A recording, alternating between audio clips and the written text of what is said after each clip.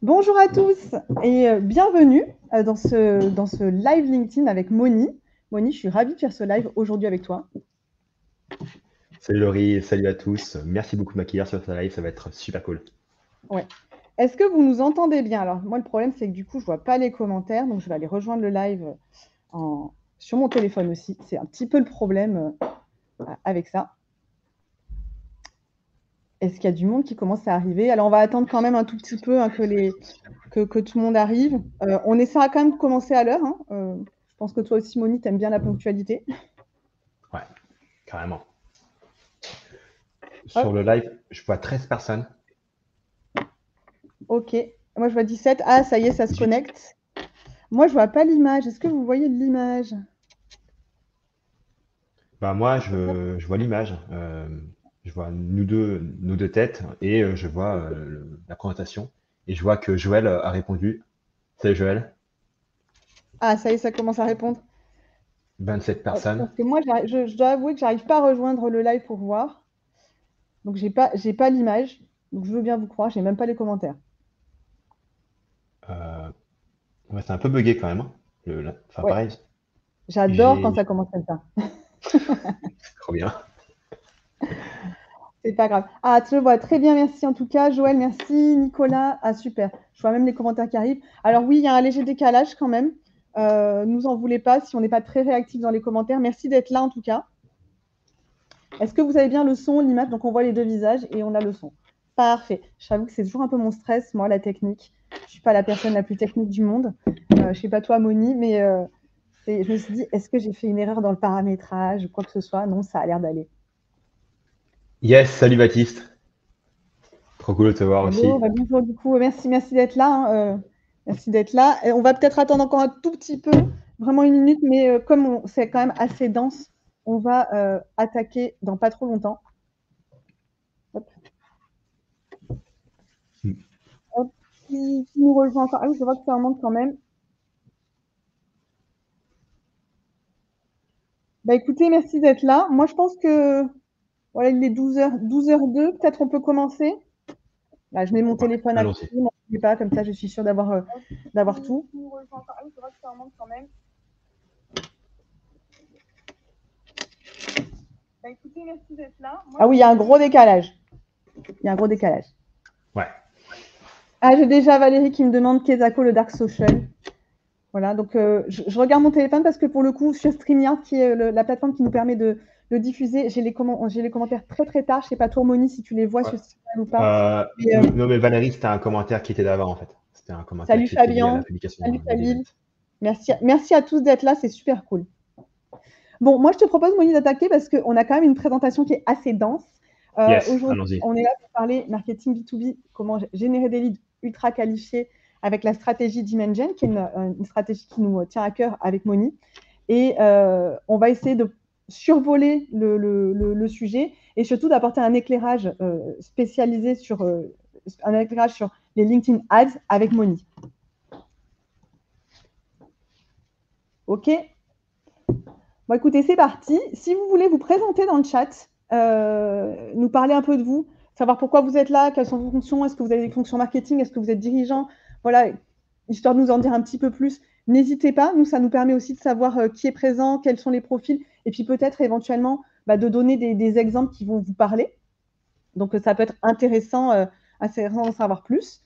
Donc, n'hésitez pas à mettre le feu au chat et même à poser vos questions parce on essaiera d'y revenir régulièrement, même si on a prévu des questions pour la fin. Mais je pense que ça peut être intéressant si on doit apporter un éclairage au milieu de la présentation. On pourra se permettre aussi, Moni ou moi, on aura toujours un œil sur le chat. Donc, au programme aujourd'hui, on va vous parler de la stratégie, cette stratégie de la demande. Pourquoi les stratégies actuelles, elles tentent un peu à s'essouffler. Alors, je ne veux pas dire qu'elles sont mortes non plus. Hein. Je pense que Moni me rejoindra sur ce point-là. Mais c'est qu'est-ce qui a évolué, tout simplement. Qu'est-ce qui a évolué et pourquoi aujourd'hui les stratégies plus actuelles, plus classiques de ce qu'on appelle de génération de leads s'essoufflent un petit peu.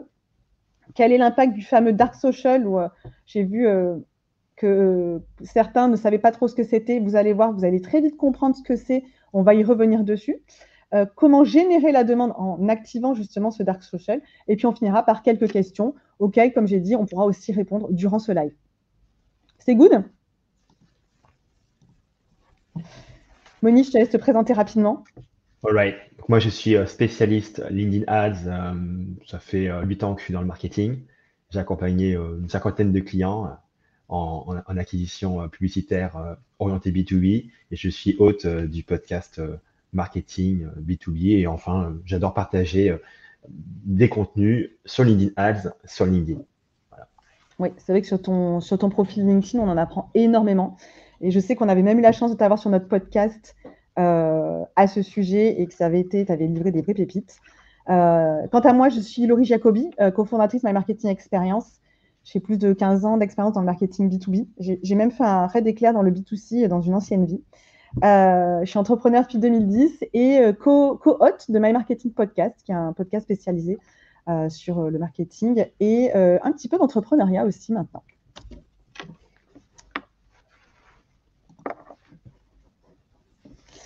Ici, on vous invite, si vous voulez scanner, vous avez nos ressources. Donc moi, pour ma part, j'ai une newsletter qui part tous les jeudis à 8h08. Alors, on nous demande souvent pourquoi.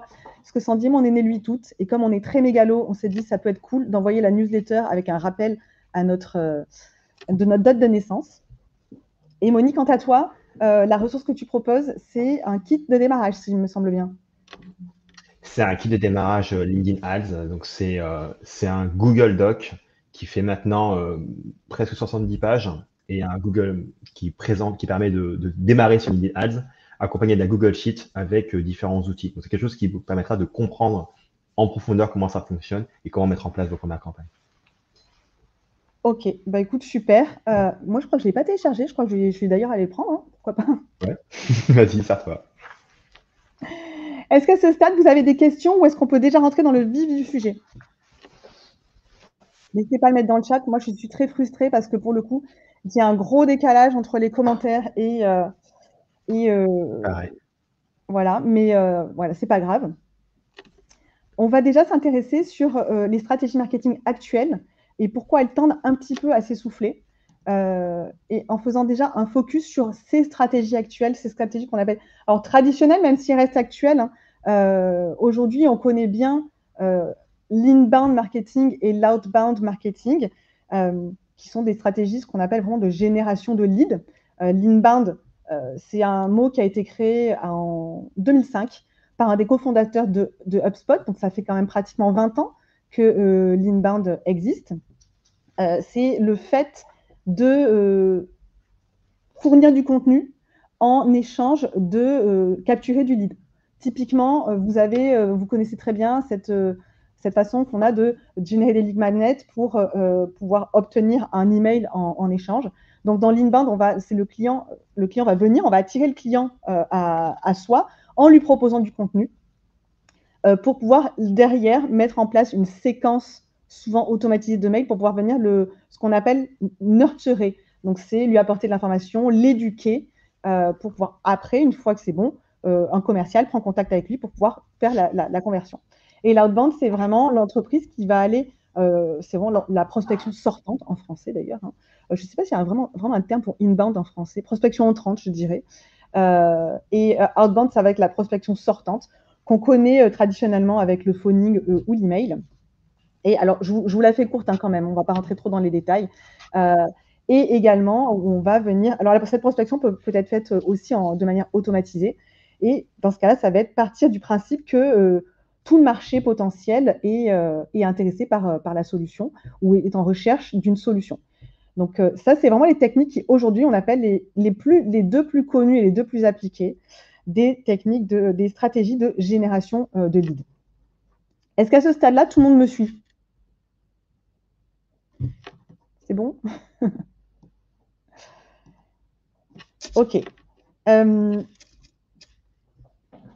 problème, c'est que donc, la majorité des entreprises en B2B, elles ont réduit cette acquisition à une dimension de quantité.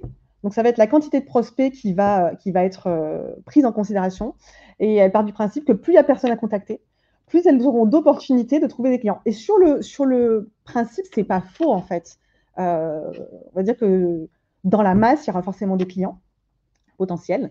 Mais dans la réalité, elle est assez autre. Parce que la réalité, c'est qu'on part sur une intention supposée d'achat. On suppose que le marché est intéressé est en recherche de solutions.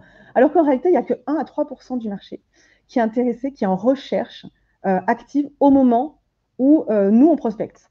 Ce qui veut dire mathématiquement qu'il y en a entre 97 et 99% du marché qui n'est pas en recherche actuellement. Donc finalement, à ce jeu de la quantité, on va utiliser tous les moyens possibles pour aller capturer du lead, donc une adresse email ou un numéro de téléphone. Et on va venir abreuver, nurturer pour essayer de transformer et de convertir. Mais au bout du bout, la réalité, c'est que l'efficacité, elle est assez faible parce que selon les études, on approche un taux de conversion moyen de 0,1%. Ce qui veut dire qu'il faut aller chercher 1000 prospects pour faire une vente. Donc, on est d'accord, ça peut marcher, ça marche parce que ça convertit, mais ça demande beaucoup, beaucoup, beaucoup d'efforts. Et en termes de contenu, et notamment de contenu publicitaire, ça a également des impacts dans notre communication. Donc, Moni, toi, c'est... Oh, je suis désolée pour le côté artisanal parce que c'est pas Moni qui a la main sur les slides, c'est moi. Pas de souci. Merci Laurie pour la transition. Donc pour reprendre sur la partie LinkedIn Ads, je vais vous parler de deux stratégies ou mécanismes LinkedIn Ads que je vois très souvent et que je trouve relativement inefficaces. Donc la première, ce sont les campagnes LinkedIn Ads d'une entreprise qu'on ne connaît pas souvent, qui va vous proposer un e-book ou un lead magnet en échange de vos coordonnées de contact. Donc typiquement, comme l'a dit Laurie tout à l'heure, ces leads, entre guillemets, vont convertir à 0,1%. Et le truc, c'est que vous dépensez beaucoup de budget publicitaire LinkedIn pour aller récupérer ces adresses email. Alors qu'en réalité, si vous voulez des adresses email que vous allez derrière nurturer de la manière que vous voulez, vous pouvez prendre du scrapping, vous pouvez prendre des bases de données, ça vous coûtera beaucoup moins cher. Donc, je pense que ce sera beaucoup plus efficace pour vous de passer par cette stratégie-là. En fait, la stratégie où on met de la pub pour récupérer des adresses email, c'est une stratégie qui date d'une plus d'une dizaine d'années, à un moment où c'était pas facile d'aller scraper des adresses email, d'aller en trouver. Donc, c'est une méthode qui maintenant est un petit peu, qui est plus trop au goût du jour. On peut passer à la slide d'après. Oui, j'y vais. Yes. Donc la deuxième grande stratégie que je vois tous les jours, c'est des entreprises qui arrivent, je les connais ni d'Ève ni d'Adam, je sais pas ce qu'elles font. Bonjour, venez prendre une démo. Ça, on l'a tous Alors, vu. ouais, on l'a tous vu. Donc le truc, en fait, je pense que le problème, c'est que beaucoup de boîtes en B2B, elles font comme en B2C. Elles s'imaginent que l'achat en B2B, c'est comme des chaussures Nike à 150 euros, où effectivement, en B2C, on montre une publicité et on dit, venez acheter aujourd'hui.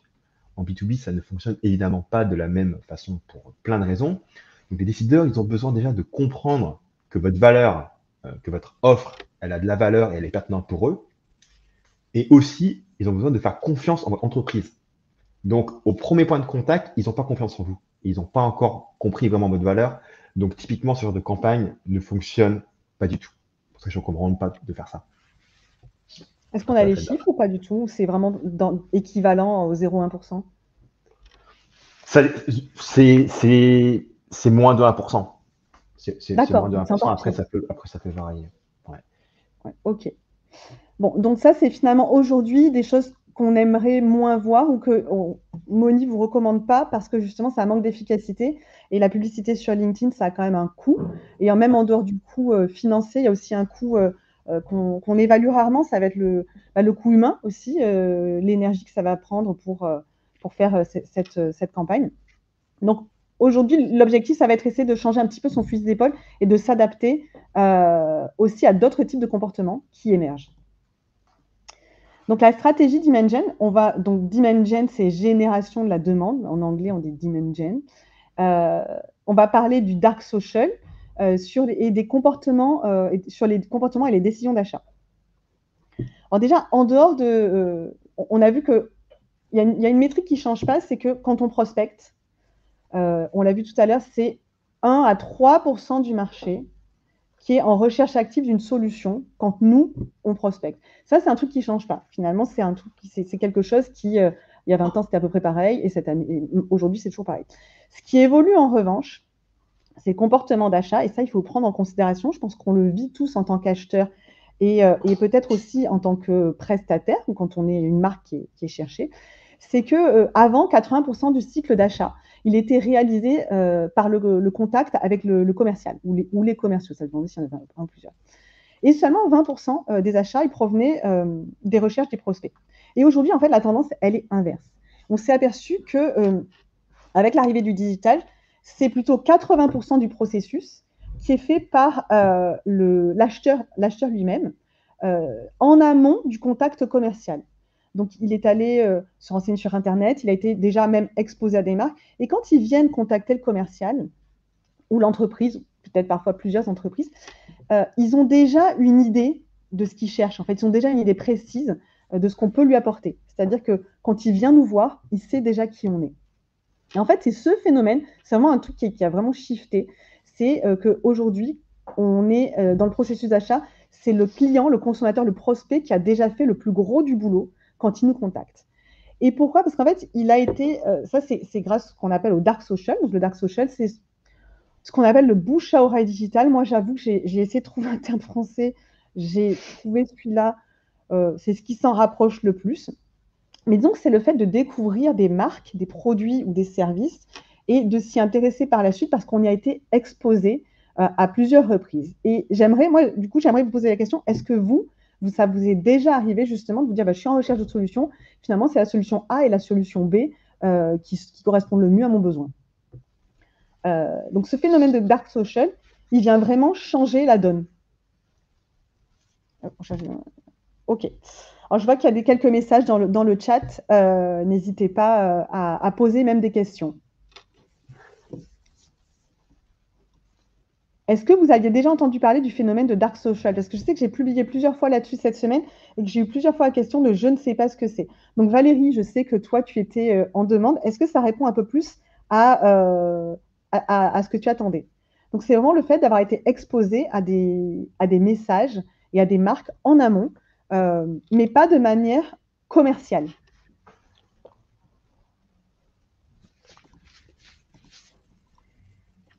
Et c'est là-dessus que c'est en partant de ce constat qu'a émergé la génération de la demande. Donc là, je vous ai mis un petit entonnoir où on voit en bas en rouge.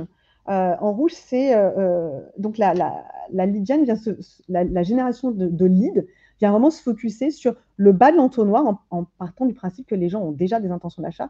Quand la génération de la demande va venir se positionner tout en haut en se disant on va aider notre prospect à prendre on va éduquer notre prospect avec nos contenus et on va augmenter la notoriété de notre marque. De fait que lorsqu'il aura un besoin qui va émerger, on sera déjà devenu top of mind, on sera une solution évidente. Donc, on va passer, je vous l'ai mis sur la slide, d'une logique de je capture le mail, donc ça vraiment l'inbound, c'est je capture le mail et derrière, je vais venir éduquer mon prospect en espérant une conversion. Donc, on part du principe qu'il y a déjà un besoin, à une logique où je vais venir d'abord éduquer avec du contenu, du contenu, on va voir quel type de contenu par la suite, pour pouvoir ensuite capturer la demande. Donc ça, c'est la deuxième couche de la génération de la demande, et ensuite pour pouvoir convertir. Mais du coup, on ne parle pas de lead, on parle de demande parce qu'on est dans ces cas-là sur de l'intention avérée et non plus sur de l'intention supposée. Une fois que la personne elle est entrée en contact avec nous, si elle est entrée en contact avec nous, c'est que l'intention, elle est avérée. Et ça, c'est pareil, ça va venir impacter la nature même des contenus, et notamment des contenus publicitaires, puisque c'est de ça dont nous parle Moni aujourd'hui avec LinkedIn Ads, et ça va permettre de revoir les contenus qu'on peut mettre sur ces publicités sur LinkedIn. Donc, est-ce que du coup, vous avez quand même, vous comprenez le shift qu'il y a je suis désolée parce que du coup, j'ai l'impression j'ai peur que ce ne soit pas assez clair, mais il y a vraiment un shift entre les deux, c'est que avant, on venait capturer et éduquer, et aujourd'hui, on va venir éduquer pour capturer, mais de la demande qui va être beaucoup plus qualifiée. Moni, je te laisse le relais. C'est parti. Donc maintenant, je vais vous parler des différents ciblages LinkedIn Ads que l'on peut utiliser pour aller du coup effectuer ce processus d'éducation des cibles directement sur LinkedIn. Donc, je vais commencer par vous parler du ciblage par persona. Donc, ce que je recommande, c'est de cibler 2 types de personas et de ne pas oublier le premier qui est le champion, qui est typiquement l'utilisateur. C'est le type de personne qui ressent la douleur au quotidien que votre logiciel ou que votre solution va aller résoudre. Alors que le décisionnaire, c'est la personne qui va valider l'achat. Donc ça peut être le N+1, ça peut être sur une petite entreprise, ça peut être éventuellement le CEO. Donc c'est la personne qui va plus valider, donc c'est une personne qui est imprimée et un peu plus au-dessus. Et souvent, je vois des annonceurs qui se focalisent sur le décisionnaire, alors que c'est beaucoup plus intelligent, selon moi, d'aller toucher les champions, parce que ce sont eux qui aujourd'hui ressentent la douleur, et c'est eux qui ont plus faim d'une solution au final. Enfin, du coup, en tout cas, ils en ont faim, parce que leur quotidien, il est vraiment impacté par le fait qu'ils sont pas assez efficaces dans leur travail ou que leur travail est frustrant. Alors que décisionnaire, on va plus le parler d'aspect de ROI, d'aspect d'efficience, lié au fait que l'employé dans son équipe sera plus efficient, plus efficace, etc. Du coup, je rebondis, il y a Marine qui demande si ça peut être la même personne. Bah, si on vise des solopreneurs, oui, par exemple, si on vise des solopreneurs et des consultants à leur compte, etc., oui, ce sera forcément la même personne. Mais et après, derrière, dans des entreprises plus grandes, bah, typiquement, ce sera quand même des personnes différentes. Il Ok. y a une notion en B2B de, de comité de décision qui peut être très grand. On peut en avoir, je crois que les études ont dit, l'étude américaine assez récente, que ça pouvait aller jusqu'à 17. Mais ça, évidemment, ce sont pour des très grands comptes. C'est effrayant. Ok. Voilà. Donc ça peut, mais c'est pas. Voilà, dans la plupart des cas, c'est pas le cas. Oui, dans le cas, c'est pas le cas. Ok, super. Ouais, donc on peut passer à la prochaine slide. Donc là, je vais donner un exemple de ciblage par persona sur LinkedIn, sachant qu'il y a plusieurs types de ciblage, mais on n'a pas le temps de rentrer dans le détail. Donc là, on va prendre le ciblage par persona le plus simple à faire, c'est le ciblage par poste. Donc ce que vous allez faire, pardon, vous allez cibler les intitulés de poste qui correspondent le plus possible à votre persona. Donc là, on a un exemple de persona directeur marketing. Donc là, on va prendre plein d'intitulés de postes différents parce que LinkedIn, ce qui se passe, c'est que les gens, ils mettent leurs posts de manière libre sur LinkedIn. C'est un champ libre. Donc c'est pour ça qu'il y a énormément de variantes différentes et surtout pour les marketeurs qui sont des gens un peu innovants. Donc du coup, ils aiment bien trouver de nouveaux titres. C'est pour ça qu'il faut être relativement exhaustif dans les posts, les intitulés de postes qu'on met dans son ciblage. Donc là, on peut passer à la scène d'après. Donc là, on avait déjà le ciblage par persona. Maintenant, on parle du ciblage par entreprise, qui est le second volet. Donc, on cible les entreprises. Et là, il y a 2 grands modes de ciblage principaux. Le premier, c'est utiliser directement le ciblage dans l'interface LinkedIn via ses propres filtres, ce qui permet un ciblage relativement large. Et l'autre mode, c'est un ciblage plus précis, dans lequel on va par exemple synchroniser Salesforce ou HubSpot avec LinkedIn Ads, ou alors on va importer une liste CSV de comptes ou l'adresse email sur LinkedIn Ads. Et là, ce qu'on va faire, c'est qu'on va beaucoup plus laser cibler. Par exemple, on va aller mettre une liste de prospection, les prochaines entreprises qu'on va prospecter dans les 90 prochains jours. On peut aussi être extrêmement créatif par rapport à ces listes. On peut prendre les comptes qui sont dans le pipeline aujourd'hui, donc opportunités ouvertes, et faire de l'accélération, c'est-à-dire dire, OK, sur ces 50 comptes, il y a une opportunité commerciale qui est en cours, il y a une négociation qui est en cours. En conséquence, on va aller délivrer à ces comptes-là des publicités personnalisées. Ok, donc Donc, ultra puissant quand même. ouais, donc je recommande de faire typiquement les deux. C'est de faire à la fois le large et le précis, sachant que ça va aussi dépendre de votre budget publicitaire. On peut passer à la slide suivante. Ah, pardon. Donc juste celle d'avant. Voilà. Donc ça, c'est un filtre. Ce sont des filtres natifs de LinkedIn typiques.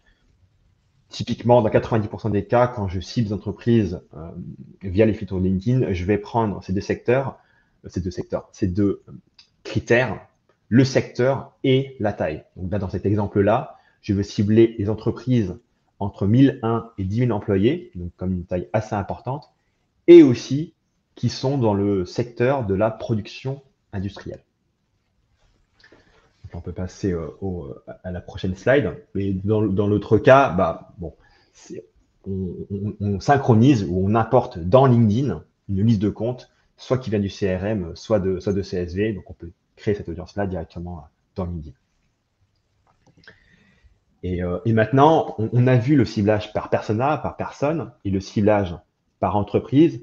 Et donc maintenant, on obtient un ciblage effectif qui se fait en croisant les deux, évidemment. Parce que nous, on veut toucher des entreprises d'une certaine typologie et les personnes d'une certaine typologie dans cette entreprise. Et donc, c'est ça qu'on voit ici avec l'exemple. Donc là, on voit que, ça c'est ce qui est en violet, on voit qu'on cible le persona directeur marketing, vice-président marketing, etc. Et aussi que ces gens-là, impérativement, ils sont affiliés à une entreprise. C'est-à-dire que dans leur LinkedIn, ils ont mis je suis directeur marketing ou je suis Head of Marketing and Communications dans une entreprise qui est d'une taille entre 1001 et 10 000 employés et une entreprise qui est dans la production industrielle. C'est-à-dire que dans la page entreprise, si on clique sur la page entreprise de cette entreprise-là, on va voir en dessous de son nom production industrielle. Et c'est comme ça qu'on arrive à avoir un ciblage OK par rapport aux gens et aux entreprises qu'on veut avoir. Et maintenant, on peut passer à la prochaine slide. C'est un cas particulier de ciblage qui est extrêmement important, c'est le retargeting ou remarketing. Donc ça, c'est un peu le super pouvoir de LinkedIn que très peu de gens utilisent correctement.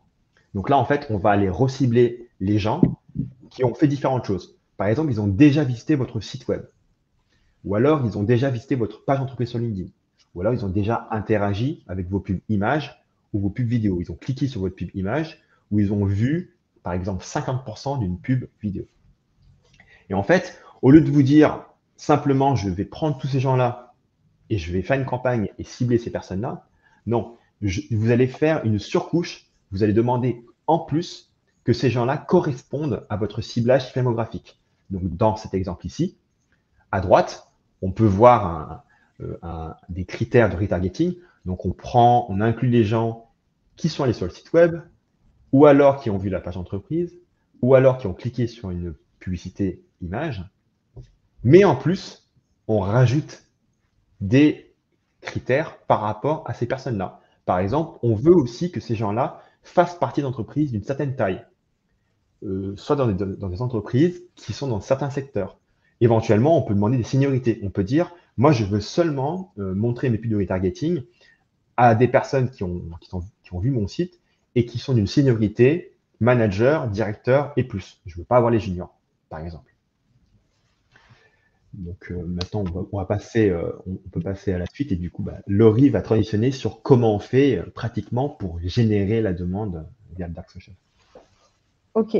Donc, générer la demande via pour activer. Non, générer la demande, c'est vraiment vouloir activer le Dark Social. Donc, si je reprends l'image de l'entonnoir que j'avais tout à l'heure, c'est vraiment se positionner, travailler sur cette partie haute de l'entonnoir. Je traiterai que cette partie aujourd'hui, puisque ça, c'est vraiment la partie générer la demande. Je ne parlerai pas de la capture de la demande, qui est spécifique, mais on n'a que 45 minutes. Et en toutes les autres causes, il nous reste une bonne grosse dizaine de minutes. C'est la couche qui va vraiment s'adresser aux personnes qui, je le répète, ne sont pas en recherche active de votre produit. Donc, c'est l'audience passive. Cette audience passive, l'objectif, ça va être de l'exposer à votre marque. Et en fait, c'est vos clients de demain, c'est votre audience, c'est votre demande de demain.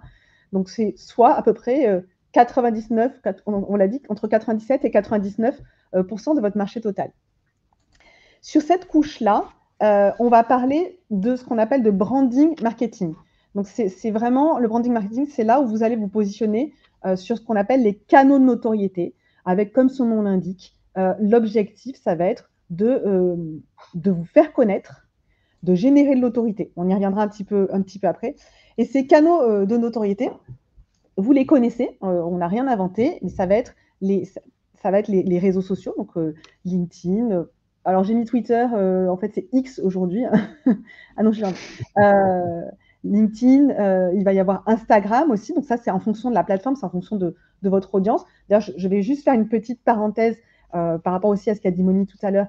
il est bien évident que la condition sine qua non, que ce soit en génération de lead ou en génération de la demande, c'est vraiment de très bien connaître son ou ses personas, parce que quel que soit le contenu qu'on va, quelle que soit la stratégie qu'on choisit et le contenu qu'on rédige, on ne peut pas rédiger quelque chose de percutant si on ne connaît pas sur le bout des doigts à qui on s'adresse, que ce soit un ou plusieurs personas. Donc, je vais faire ma grosse relou sur le sujet parce que je ne l'ai pas redit. Moni l'a signalé, mais il y a vraiment les fondations de votre marketing doivent être excellentes. Sinon, quelle que soit la stratégie que vous allez utiliser, ça va être bancal. Donc, les réseaux sociaux, les plateformes de contenu, ça peut être un YouTube, un podcast aussi, donc c'est un podcast ou une newsletter. L'objectif, c'est d'avoir une approche, ce qu'on appelle une approche média, pour transformer son audience en communauté. Et dans cette approche média, bien souvent, il y a un contenu qui va être un contenu, ce qu'on appelle pilier, celui sur lequel on va mettre en priorité. Pour certains, ça va être une newsletter et ils vont être connus pour être la newsletter référente pour telle thématique. Je sais que chez nous, chez Mag Marketing Experience, notre podcast est un gros pilier de notre stratégie média. Et derrière, bon, aussi, on a également une newsletter pour amplifier ça, une newsletter qu'on a développé bien avant le podcast, mais aujourd'hui, le podcast est vraiment un élément central de notre stratégie.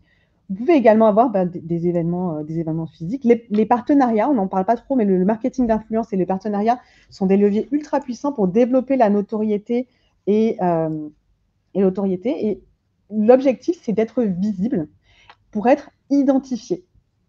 C'est vraiment, mais à ce stade, on ne parle pas de chercher du lead. On parle juste d'être identifié comme la solution pour. Donc, ça va vraiment être d'activer ce dark social. C'est comme une boucle de viralité qui va venir booster la notoriété de façon organique ou de façon payante, mais dans ce cas-là, avec des messages qui ne vont pas avoir pour vocation de générer du lead, c'est-à-dire de vraiment obtenir quelque chose en échange. Et j'insiste bien sur cette notion.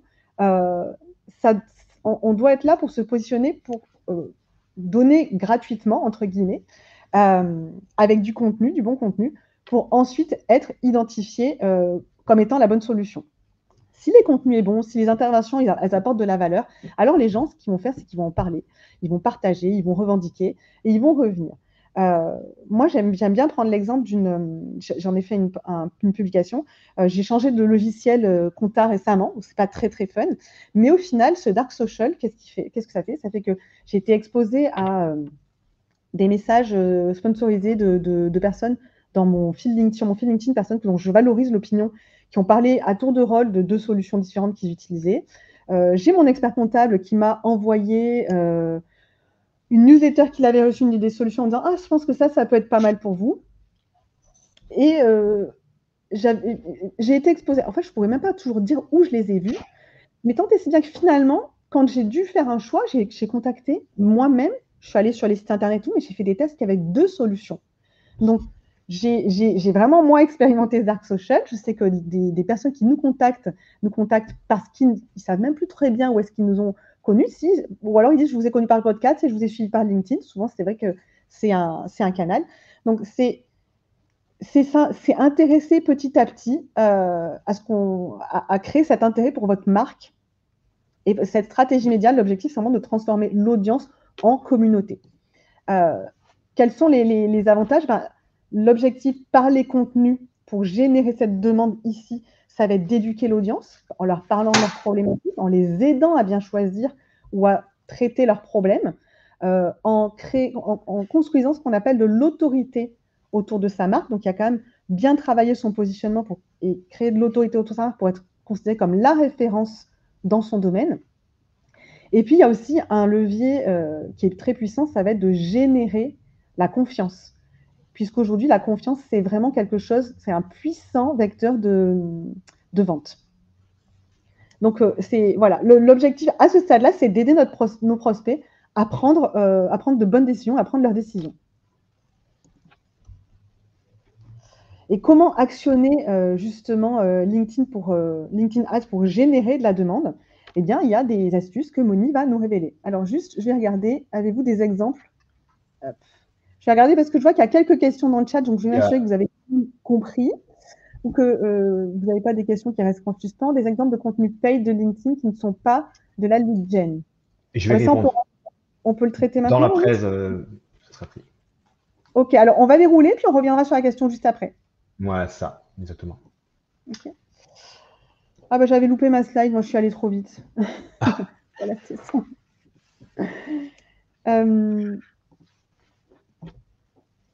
Et bah, du coup, on va passer sur la structuration des campagnes LinkedIn Ads pour aller spécifiquement créer de la demande. Donc, par rapport à LinkedIn Ads, ce que j'aime beaucoup faire, c'est une couche froide et une couche de retargeting. La couche froide, c'est la couche sur laquelle on va adresser les gens qui ne connaissent pas encore la marque, donc qui n'ont pas encore interagi avec nos contenus, qui ne sont pas encore venus sur le site, etc. Donc, dans cette couche froide, donc, typiquement, je vais mettre 70% environ du budget, parce que c'est la plus grande partie de mon audience, les gens qui ne me connaissent pas encore. Je vais aller toucher les personnes, typiquement, avec des campagnes de marketing produit. Pourquoi des campagnes de marketing produit? Parce qu'en fait, ce que je veux, c'est que je veux altérer les mémoires, je veux altérer les souvenirs des gens. Ce que je veux, c'est que dans leur tête, ils se disent, pour telle situation d'achat que je pourrais avoir dans le futur, je vais l'associer à ce produit-là, à cette marque-là. Et donc, par rapport au marketing produit, dans cette campagne-là, typiquement, je vais utiliser 3 angles différents, donc on va dire 3 recettes que vous pouvez utiliser aussi. La première recette, c'est problème-solution, donc dans ma publicité. Et d'ailleurs, après, je vais vous montrer des publicités réelles pour avoir des exemples plus concrets. Le premier framework, c'est vous parler d'un problème que votre persona a. Et je reviens sur le fait que Laurie a évoqué tout à l'heure. Si vous ne connaissez pas votre persona à la base, ça ne sert à rien de faire du marketing, ça ne sert à rien de faire du mini ads. Vous allez juste balancer votre budget à la poubelle. Donc, si vous connaissez bien le problème et comment votre solution répond à ce problème-là, vous allez pouvoir écrire une publicité qui est performante. Donc, premier framework, problème, solution. Deuxième framework, résultat client. Client X a atteint tel résultat grâce à notre solution qui a fait ça pour ce client-là. Troisième framework, caractéristiques et bénéfices. Caractéristiques, c'est quelque chose que votre produit ou votre offre votre fait. Et le bénéfice, c'est le résultat concret d'amélioration dans l'entreprise de votre client. Et en fait, ces publicités-là, évidemment, ce ne sont pas des pubs qui vont emmener vers une démo. On ne va pas dire aux gens, on ne va pas leur mettre un revolver sur la tempe et dire maintenant il faut booker une démo. On va les inviter à venir sur le site. Donc, page produit ou page use case si vous avez différentes use cases par persona. Donc, ça, c'était la première couche. On peut passer à la couche de retargeting et c'est là que la magie s'opère. Donc, par rapport au retargeting, donc typiquement, ce sera 30% du budget, ce sera une minorité du budget et on va les prendre.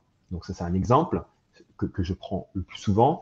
C'est je vais prendre les personnes engagées sur les 90 derniers jours, c'est-à-dire sur les 90 derniers jours, qui a cliqué sur les pubs, qui a vu les publicités vidéo, qui est venu sur le site et en plus de ça, comme on l'a vu avant, qui correspond quand même un petit peu à nos critères filmographiques. Par exemple, certaines seniorités, certaines fonctions, certains types d'entreprises, etc. Donc sur ma gauche, j'ai 2 grands types de campagnes qui sont absolument critiques, c'est-à-dire marketing produit et social proof. Et sur ma droite, des types de campagnes recommandées. Donc on a contenu expert et leadership d'opinion. Et enfin, tout ce qui est communauté et événements.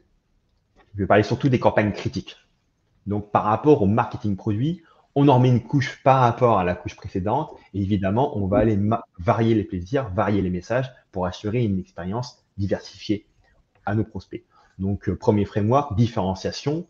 Donc, c'est parler d'un plus gros concurrent, par exemple, ou parler d'une autre catégorie de concurrents et aller expliquer pourquoi votre produit se différencie par rapport à vos concurrents. L'idée, c'est pas de dire que vos concurrents sont nuls et que vous êtes meilleurs. L'idée, c'est de dire, de manière vraiment pertinente, vos concurrents, ils sont bons pour faire ça, mais par contre, nos concurrents, par contre, nous, notre solution, elle permet de faire ça d'une manière plus efficiente.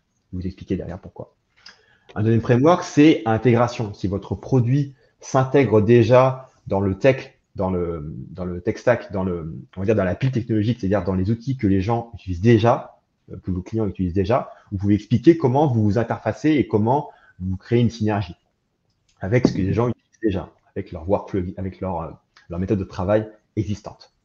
Et enfin, tour produit, donc ce sont typiquement des campagnes vidéo dans lesquelles vous allez montrer comment votre produit marche, tout simplement, comment votre produit résout les problèmes de vos prospects. Et il y a plein de formules différentes de vidéos qu'on peut utiliser. Typiquement, j'aime bien utiliser des humains, c'est-à-dire faire parler les sales ou le founder, le faire parler et montrer éventuellement le produit en même temps, en faisant des plans assez dynamiques.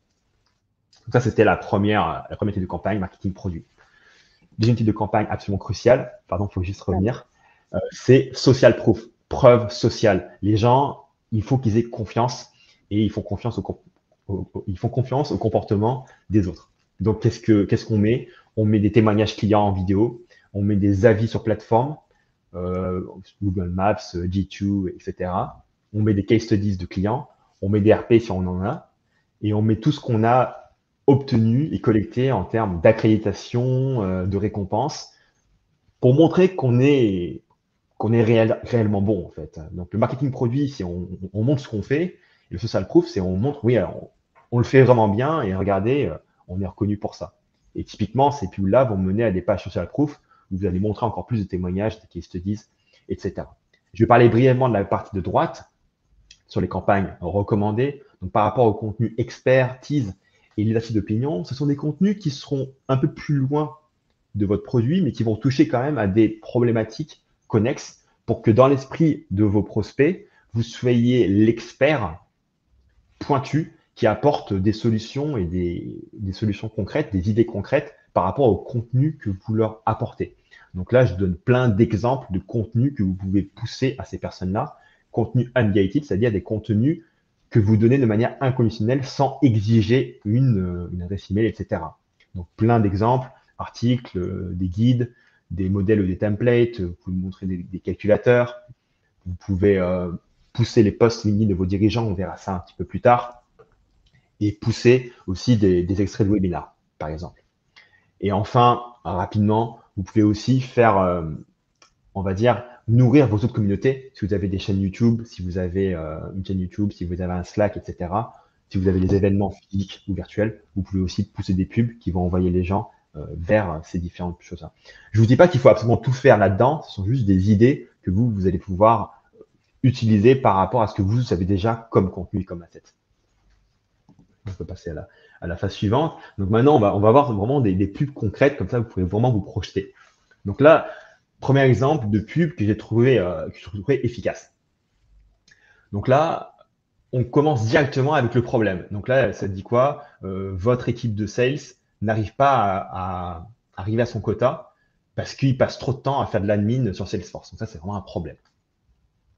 Juste après, solution. Heureusement, Dooly est là pour vous libérer de la douleur de Salesforce. Solution. Ensuite, caractéristiques et bénéfices. Donc là, en fait, ils expliquent que il y a des notes, il y a des templates, il y a des playbooks qui vont se synchroniser avec Salesforce en un seul clic. Donc ça, c'est la caractéristique. Et derrière, le bénéfice, c'est vos sales vont gagner 5 heures par semaine. Ils vont arrêter de faire de la nuit. Quatrième truc, résultat client. Donc là, ils disent l'équipe de Figma a fait, je sais pas, 400 plus de résultats, enfin, a obtenu des résultats spécifiques meilleurs grâce à notre solution. Par rapport à la créa, si on remonte un petit peu, là, en fait, ce qu'ils font, c'est qu'ils parlent de la catégorie. Assistez vos reps avec un Digital Sales Assistant. Donc là, tout de suite, les gens, ils voient la pub, ils disent, ah ouais, effectivement, donc Dooly, c'est un Digital Sales Assistant. Donc là, ce qu'on fait, c'est qu'on altère les structures mémorielles de nos prospects. Ce qui fait que quand on va accumuler plein de publicités qui sont évidemment pertinentes et reliées à des pain points et reliées à des situations d'achat, quand ils auront besoin de faire un achat, ben, ils vont chercher dans Google, ils vont chercher Dooly en fait. Et dernièrement, par rapport au call to action, là, on met un bénéfice secondaire. Ils ont mis un bénéfice secondaire, permettait aux top performers de faire leur meilleur travail. Et on peut passer à la slide d'après. Deuxième exemple d'une publicité hyper pertinente et performante que j'ai trouvé vraiment sympa, avec un texte beaucoup plus court. Donc très simple, premier, c'était aspiration du prospect et la condition pour l'atteindre. Donc là, ils disent, vos conversions sur votre site vont seulement augmenter si vous amenez la bonne audience sur votre site. Donc aspiration profonde et condition pour l'atteindre. Et ensuite, derrière, ils parlent des caractéristiques produits qui vont rendre ces conditions possibles. Avec Hockey Stack, vous pouvez voir quelle publicité attire les entreprises, quelles entreprises, et quelle page ces entreprises-là spécifiquement visitent sur votre site. Donc là, du coup, on montre vraiment comment la solution va s'intégrer en fait dans cette condition pour atteindre le désir de vos prospects. Et derrière, par rapport au visuel, on met quelque chose qui va continuer à raconter cette histoire. Donc là, la publicité raconte une histoire. Donc on voit visuellement très facilement que ouais, on a McDo et Salesforce qui sont venus sur le site et on a eu une update, enfin on a eu un message automatique sur Slack qui a poussé ça en fait. Donc tout de suite, les gens ils vont comprendre comment ça marche. Et derrière, par rapport au call to action, c'est une direction claire. Hockey Stack, allez voir la démo interactive aujourd'hui. Simple, efficace. On peut passer à la slide d'après. Donc maintenant, un exemple visuel que j'ai trouvé intéressant, c'est un visuel qui représente la douleur. Donc là, on voit une SDR qui est pas bien et qui travaille pas parce qu'elle a plus, elle a plus de téléphone. Elle a plus de téléphone à appeler.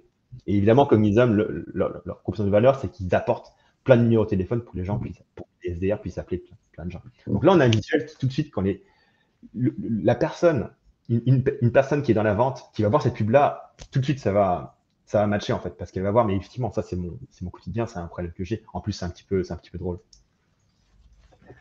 J'aime bien le côté humoristique aussi. Je pense que dans des communications, c'est quand même bien utilisé, c'est quand même assez puissant. C'est ça, sortir du boring to boring. Arrêter de mettre des gens en costard en train de faire ouais dans la salle de réunion. Bon, sauf si vous voulez Donc ça, c'est absolument. plutôt une scène de la vraie vie, quoi. Donc voilà, faut vraiment essayer de mettre du peps dans vos publicités et je vous montrerai des principes après derrière. Donc là, on voit un visuel qui représente une transformation promise. Donc avant, c'est l'enfer avec Excel et après, c'est Observe.ai qui nous permet de voir voilà, des super résultats. Donc, et on voit vraiment un bout de logiciel, donc on peut vraiment voir comment ça apporte de la valeur. C'est spécifique. C'est pas juste plus 500% de ROI. Non, c'est avec caractéristiques 1, 2 et 3 qui sont hyper spécifiques et détaillées, vous pouvez atteindre 500% de ROI. Ça fait très avant-après, je trouve, tu sais, version quand tu vois l'appartement avant, l'appartement qui a été refait. Ouais. Mais les avant-après, ça fonctionne bien. C'est tout à fait ça. Donc que ce soit même dans le texte publicitaire, hein, on peut parler votre situation sans le produit, problème 1, 2, 3, votre situation après travailler avec nous, vous avez tel résultat, etc. Et j'utilise souvent aussi d'ailleurs ce framework. Donc maintenant, je vais vous parler de quelques principes à utiliser pour avoir un texte qui performe, un texte publicitaire. Donc déjà, même si vous avez le meilleur copywriting du monde, si votre message, fondamentalement, il n'est pas bon, ça ne servira à rien. Donc, c'est vraiment important de bien faire votre boulot et de comprendre, comme on l'a dit 15 fois, les problèmes, les désirs de votre cible et de les connecter à votre produit. Si vous n'arrivez pas à avoir un bon matching, déjà une compréhension de ce que la cible, elle veut, et un bon matching entre la manière dont votre produit répond à ça et bien expliqué, voilà, vous n'aurez pas des bons résultats. Donc maintenant, un élément extrêmement important par rapport à la publicité, c'est la première phrase de la publicité. Ce qu'il faut savoir, c'est que les gens, quand ils vont sur LinkedIn, ils se disent pas « Ah, c'est super, je vais voir plein de pubs et je vais les consommer ». Non, au contraire, ils veulent pas avoir de la pub. La pub est interruptive par définition. En conséquence, la publicité doit forcément attirer leur attention. Donc, on attire leur attention avec l'image, mais après, juste derrière, ce que les gens ils vont regarder, c'est la première phrase. La première phrase, elle n'est pas pertinente. C'est la première phrase est boring to boring. Les gens, ils vont scroller, ils vont oublier votre marque. Donc, première phrase, c'est hyper important de vraiment de la faire bien. Donc là, l'exemple, c'est vos audiences natives sont trop larges. Donc ça, c'est un pain, c'est un problème du prospect. Donc là, j'ai 4 idées que vous pouvez utiliser. Donc, parler d'un problème. Vous pouvez parler d'un désir ou d'une aspiration, quelque chose que les gens ils veulent. Vous parlez d'une erreur commune que les gens y font dans votre cible. Vous pouvez parler d'une statistique intrigante ou bien alarmante. Ça fonctionne très bien parce que ça fait un petit peu information un peu exclusive. Vous pouvez aussi mettre une question et répondre à cette question par votre produit, par exemple. Donc maintenant, on va continuer par rapport au principe textuel. C'est important que tout soit intéressant et agréable à lire. Je vois encore beaucoup de pubs où c'est horrible à lire. On a des gros paquets de texte, on a 10 lignes. Horrible. Et du coup, bah, super les gars, c'est gentil, mais déjà, on ne veut pas voir votre pub et en plus, vous la rendez illisible. Donc, thanks, but no thanks. C'est assez Donc, indigeste. paragraphe, voilà, c'est ça. Donc, il faut que ça soit hyper digeste. Donc, une ligne, deux lignes, trois lignes, pas de mots en trop, rien en trop. Tout doit être vraiment raccourci au milieu. Donc, ça, c'est du copywriting un petit peu de base. Et là, on a un bon exemple, je trouve, où on a une pub qui est extrêmement lisible et facile à lire avec voilà, que de la densité. D'autres choses. Ah oui, là, d'autres principes. Donc là, c'est always be testing, toujours tester. Donc moi, j'aime bien tester avec des emojis, avec un ou deux emojis, et j'aime bien tester avec un ton sérieux classique et un ton un peu décalé. Là, ce qu'on peut voir, cette marque-là, OpenSense, bah, clairement, ils ont un son un petit peu décalé. Votre marque contre votre signature email. Donc on voit sur le visuel voilà, c'est assez humoristique. Et le texte aussi, il est humoristique hein, par rapport aux emojis qu'ils utilisent. Donc, Ça joue autre bien. texte à faire. Pardon? Ça joue bien, on est d'accord. Ouais, ouais, ça joue bien. Après, évidemment, j'irai bien par rapport à votre tone of voice, j'irai bien avec votre directeur, directrice communication, allez pas Oui. vous faire arrêter parce que Oui, allez pas vous faire griller avec une communication très décalée par rapport à celle du groupe. Ouais, c'est ça aussi. C'est ça aussi. Et ce que je voulais dire dernièrement, par rapport au texte que vous faites faire, vous pouvez tester du texte court vs du texte long, sachant que le max est 600 caractères. Maintenant, on va parler des visuels, qui sont hyper importants. Il y a un but par rapport au visuel, ou plutôt deux buts pour être vraiment plus précis. Le premier but, c'est stopper le scroll avec une réaction émotionnelle. Les gens, ils s'arrêtent de scroller en voyant l'image. Et comme je disais tout à l'heure, si l'image va supporter le message, c'est encore plus fort. Et là, c'est le cas en fait. Donc là, on voit cette image-là, c'est un peu intriguant, c'est un peu rigolo de voir ces gens qui sont endormis en fait devant la démo. Et en fait, le visuel, il porte le message. Parce que leur message, c'est arrêter avec les démos qui endorment les gens et qui sont lourdingues. On a une solution pour faire des super démos. Et là, on a un visuel avec des gens qui sont devant la démo, qui sont en train de dormir. En fait. Donc le visuel, il va vraiment apporter de la valeur en fait par rapport à la publicité. Et petit principe pour vous aider aussi, éviter les couleurs de LinkedIn et utiliser les couleurs vives. Donc les couleurs de LinkedIn un peu bleu et leur blanc, etc. Bah, si vous mettez du bleu, il faut que le bleu soit différent, mais préférez mettre des couleurs bien vives pour attirer plus l'attention. Ok, ça c'est un bon conseil. Autre astuce, c'est essayer des pubs qui ne ressemblent pas à des pubs. Donc là, ce que a fait Chili Piper, c'est vraiment malin. Donc ils ont fait, voilà, voulez-vous savoir pourquoi 370 marketeurs adorent notre produit? Ils ont fait un screenshot, ils ont fait un capture d'écran d'un client qui a fait un post en disant ouais, Chili Piper, c'est génial, j'adore, parce que blablabla, blablabla. Et donc, ils ont fait ce screenshot. Et là, on a vraiment une pub qui ressemble pas à une pub. Mais du coup, bah, ça performe beaucoup mieux. Autre exemple que vous pouvez faire, plutôt prendre des photos stock pourries, montrez des membres de votre équipe, montrez vos clients, etc. Et enfin, C'est plus faites des authentique. vidéos face cam. Voilà. Donc, essayez d'être créatif par rapport à ça. Et enfin, derrière, on peut voir un format publicitaire qui est vraiment extrêmement performant. Ce sont les Et qui est tout FAT. récent. Hein. Donc, 40 Ads, c'est tout nouveau, ça date de juin 2023. Ça consiste à sponsoriser le poste organique d'un employé. Donc là, on va montrer un exemple. On a Tim Davidson qui travaille pour Directive. Et bien là, en fait, c'est une pub qui ne ressemble pas à une pub parce qu'en fait, on voit ce poste-là. C'est juste écrit ici en petit, promu par Directive, qui est le sponsor.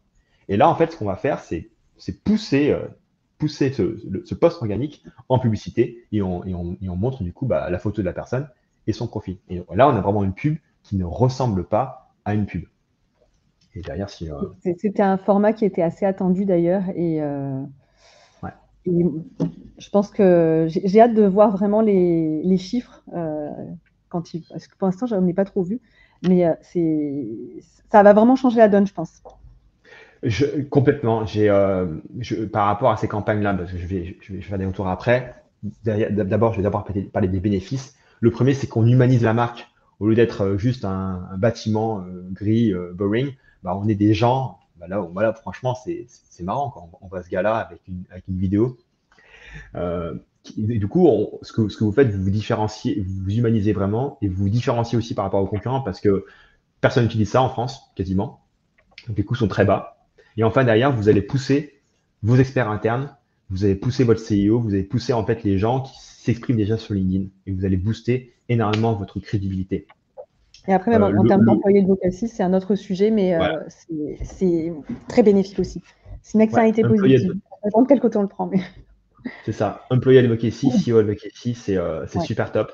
Le seul problème par rapport au Thought Leader Ads, parce qu'il y a un problème, c'est qu'on va difficilement emmener le trafic vers le site web. C'est qu'on peut, dans le post, mettre un lien vers votre site entreprise. Vous pouvez le mettre, il n'y a pas de problème. Vous pouvez demander à votre employé. En fait, typiquement, votre employé, il va créer le post, qui va buzzer, qui va avoir du reach, etc. Sans lien dedans, évidemment, parce que s'il y a un lien, ça ne va pas. Et une fois que c'est passé, c'est-à-dire 2 semaines après, où il n'y a plus vraiment de reach, il va reprendre son post, il va mettre les liens, par exemple. Moi, j'ai déjà fait avec mes clients, il va mettre les liens vers ce que vous voulez, hein, la page YouTube, la landing page, etc. Et on va sponsoriser ce post-là.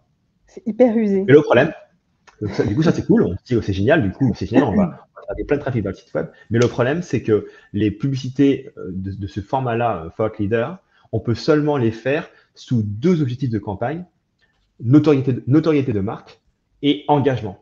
Et ce sont des objectifs qui vont optimiser pour de l'engagement, c'est-à-dire des gens qui vont cliquer dessus, qui vont cliquer sur voir plus, des gens qui vont liker, des gens qui vont commenter, etc. Ça va pas du tout optimiser pour que les gens cliquent sur les liens. Et donc, du coup, vous n'allez pas avoir énormément de trafic sur le site web. C'est pour ça que, du Oui, coup, mais en termes de notoriété, pardon, en termes de notoriété, il y a quand même un gain, puisque justement, on disait que dans la génération de la demande, l'objectif, c'est d'activer les canaux de notoriété. Donc, il y a ouais. quand même une partie de l'objectif qui est vraiment remplie. Ah oui, c'est extra important que ça soit sur une audience froide ou une audience de retargeting. On bâtit. Là on a vraiment un vrai impact dans le cerveau des gens parce qu'on leur montre des choses qui sont différentes, qui sont intéressantes. Euh, et typiquement, ce qu'on va faire, c'est qu'on va pousser les meilleurs posts organiques, les posts organiques qui vont déjà performer. Typiquement, s'ils vont performer en organique, ils vont performer derrière en payant. Et dernière chose que je voulais dire par rapport au Thought Leader Ads, ça peut être juste des posts textuels, post texte plus image ou post texte plus vidéo. Oui. Je vois qu'on a Euh, un peu dépassé. J'espère que, ouais, je vois que tout le monde, il y a encore beaucoup de monde là. C'est vrai que c'était très dense et j'espère on vous a bien donné un premier aperçu de ce qu'était la génération de la demande, la stratégie de génération de la demande et comment intégrer les LinkedIn Ads dans cette stratégie. J'ai vu qu'il y avait quelques questions, donc on va quand même prendre quelques questions et y répondre parce qu'on ne voudrait pas vous laisser sur votre faim. Il y en avait une, c'était est-ce qu'on peut avoir des modèles, des idées de campagne, pas lead gen, mais ça, du coup, je pense que Moni y a vraiment répondu. Moni, je l'affiche et je te laisse répondre à celle-là parce que je pense que voilà, tu ouais, l'attends. ouais, Comment mesurer l'efficacité de ces efforts à générer des demandes dans l'optique de Dark Social?